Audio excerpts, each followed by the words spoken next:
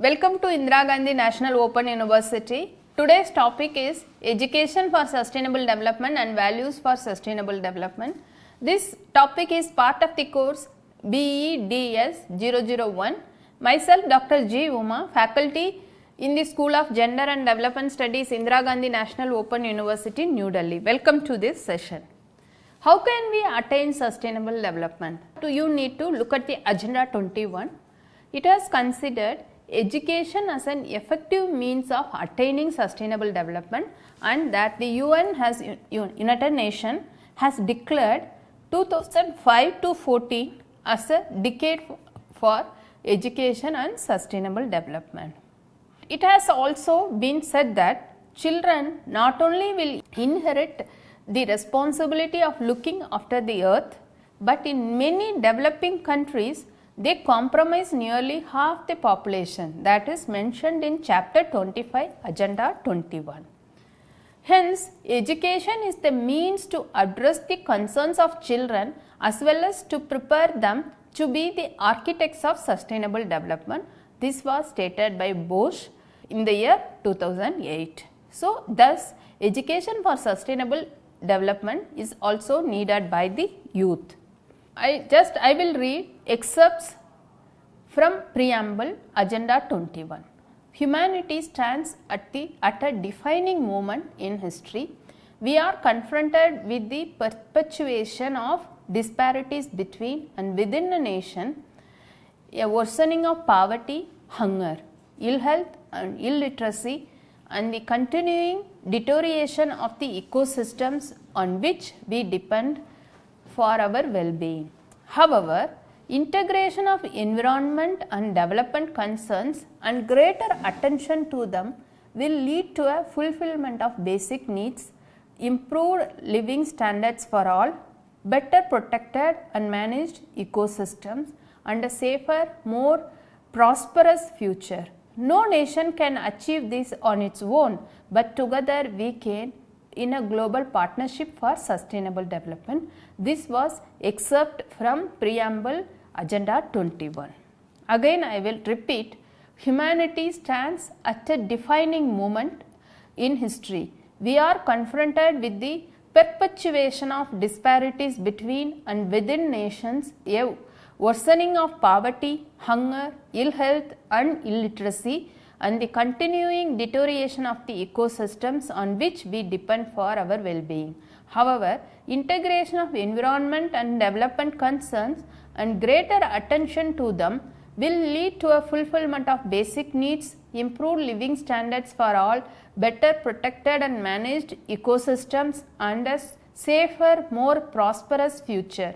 No nation can achieve this on its own, but together we can in a global partnership for sustainable development. This is from the excerpts from preamble Agenda 21. Here we need to see the recommendation of National Seminar. The two main recommendations of the National Seminar on Environmental Higher Education held at New Delhi from July 30th to 31st in 1981 were as follows, that is mentioned by Bandhu and Aulak. The environment is indivisible, it has no geographical or ideological frontiers, and further it is common to all living organisms, man, animals, women and plants. There is no purely scientific technological solutions to environmental problems and pollution. A human or moral dimension is an essential component to all such solutions. It was also recommended that environmental education should lead to the development of ecological ethics, that is a change in attitude towards man, society and nature. So, education is needed for value development for sustainable development. This we need to understand that earlier the focus was on natural environment and education imparted developed for protecting physical environment, but now there is a wider vision. encompassing both physical and social sustainability, and it encompasses the ethnic and cultural spectrum in all its diversity. So, we need to understand that first we need to enjoy the diversity. Our children should be taught about diversity, not only the diversity among human beings, there is a diversity in ethnic, cultural, there is a cultural diversity with regard to, like for a simple example, you have to see as a country in India, you could see that each region has an unique, each areas, even within a state, you could see that there is a varieties of foods available, and each and every region there is a unique way to prepare certain food. So, these are the food diversity. Like if you further research on the food habits of the certain habits of the people living in a certain area, you could understand that most of their food habits is related to the local availability of the plants, vegetables, fruits and certain food varieties. So, this is, it's like that only. So, as a country like in India, as a country, you could able to see the diversity in food habits. Like that we have a cultural diversity, ethnic diversity. So, one must really enjoy this diversity, and this diversity, the principles of diversity should be inculcated among our children. So, the focus was on the natural environment and education imparted developing for protecting the physical environment, but now there is a wider vision. Earlier we focused more on like protecting the physical environment. Now the vision has been widened. It encompasses both physical and social sustainability, and also we need to teach about the diversity among our children. When we talk about physical and social sustainability, I need to explain here. Social sustainability means the existing research clearly pointed out that people living close to the nature, their life is totally dependent on nature. For example, the women regularly they access the local forest or local farm for their own sustainability or for their own food consumption. In the name of development, or if we started destroying the existing forest areas, we need to understand that will affect the food security of the women. If the food security of the women is get affected, certainly it will affect the food security of the children. So, the social sustainability means we need to inculcate the certain values among children regarding the preserving and protecting and using the forest and other resources and common property resources in a sustainable manner. That is more important. Next one is the sustainability. Thus has, now I have explained in a very elaborate manner regarding sustainability and the significance of protecting the existing environment and using the common property resources and natural resources in a sustainable manner. Sustainability thus has a physical, material, ecological, social, cultural, psychological and ethical dimension, and it is through education that we can preserve and continue this. So, it is like it's a wider concept. When we talk about the sustainability, it encompasses physical, material, ecological, social, cultural, psychological and ethical dimension. It is through the education we can preserve and continue this. UNICEF advocates primary environmental care, a community based approach to meeting basic needs through the empowerment of local communities while ensuring protection and optimum utilization of natural resources within the community. Many studies, like existing study clearly pointed out that it is not that women and local community are destructing the forest, it is where the forest got destructed due to the massive economic activities, and we destruct the forest for agricultural purposes. So, UNICEF clearly advocated that the community people, it is their responsibility, and already they are doing, and they are using the existing natural resources in a very sustainable manner. So, UNICEF advocates that primary environmental care should be come from the community. So, children are part of the community like the elders. If we started inculcating the community based approach among the children, then it is easy to protect and preserve the natural resources, that and they can also use the natural resources in a very optimal manner. So, there is a basic needs for the human beings. These basic needs, always the human beings are depend upon the natural resources, like basic needs like a food, clothing and water, and for example for cooking they depend on the forest for fuel and other like women, they go to forest and daily they collect the fuel wood for cooking the purposes. So, the basic needs, the local community, they depend upon the forest.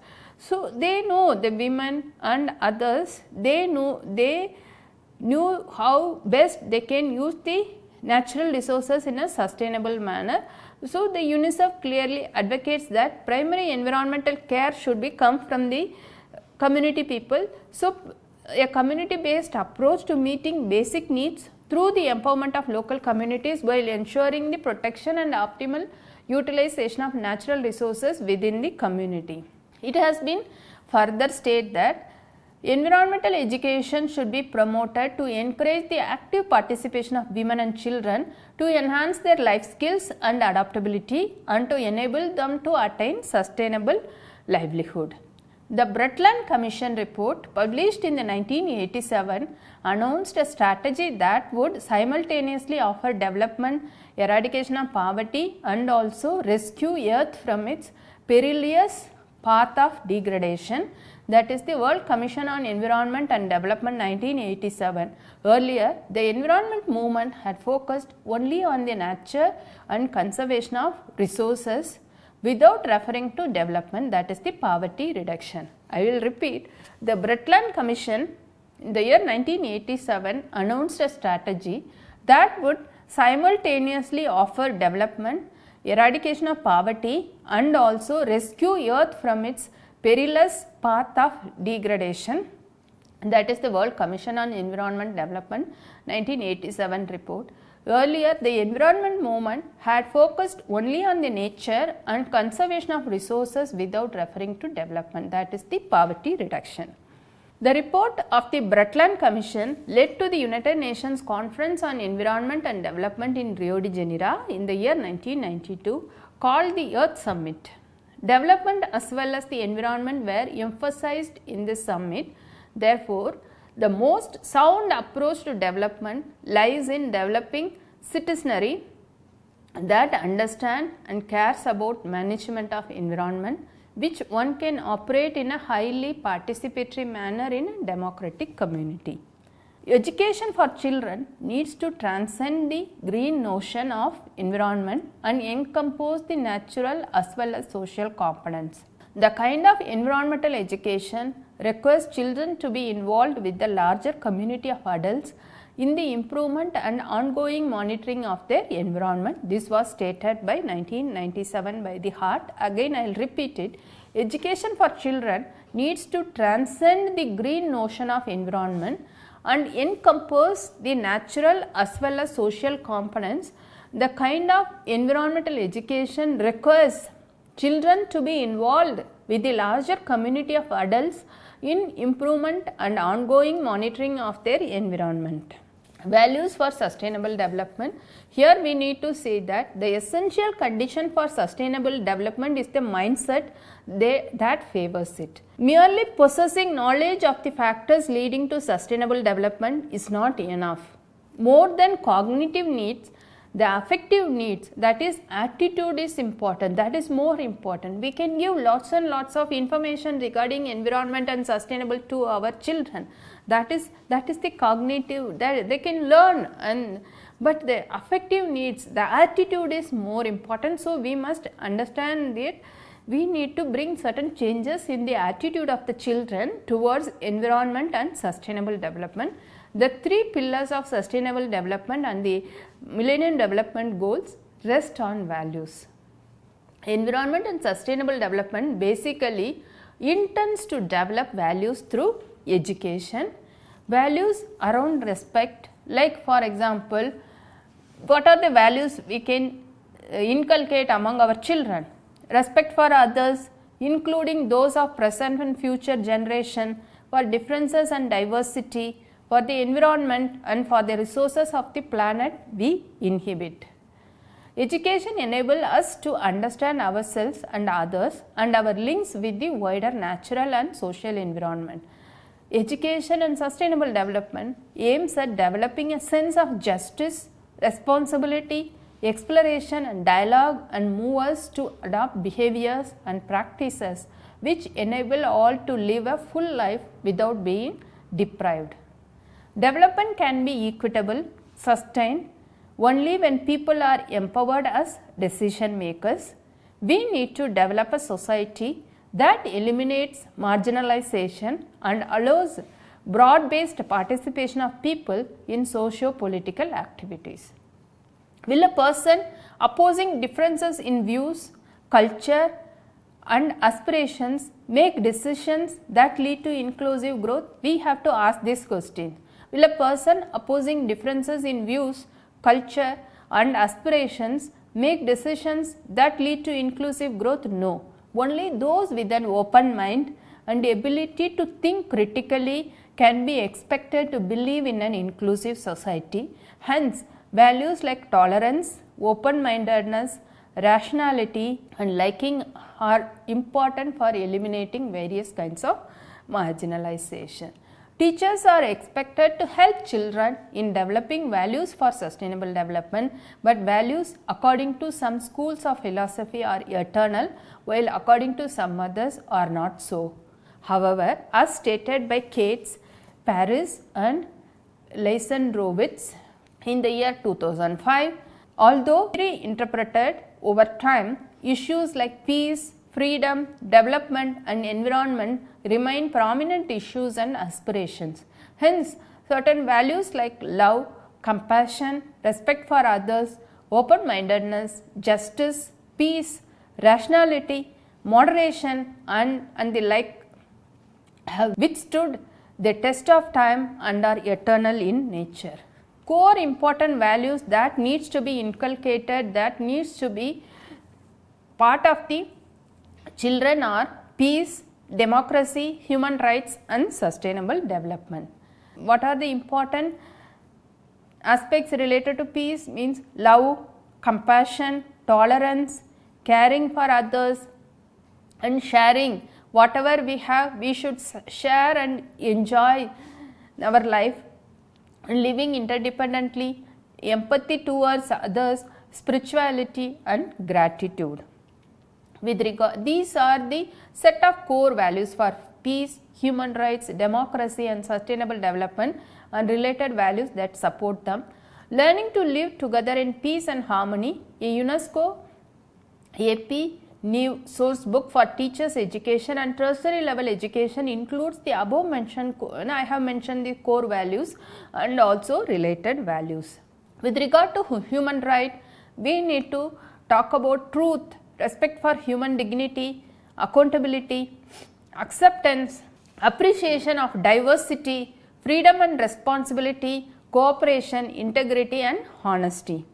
With regard to democracy, these are the values one have to inculcate among our children, that is about the respect for law and order, freedom and responsibility, equality, self-discipline, active and responsible citizen, openness, critical thinking and solidarity. With regard to sustainable development, the values we need to inculcate among children are efficiency, future orientation, industry, environmental concern, stewardship of resources, creativity, frugality, simplicity, personal ecology.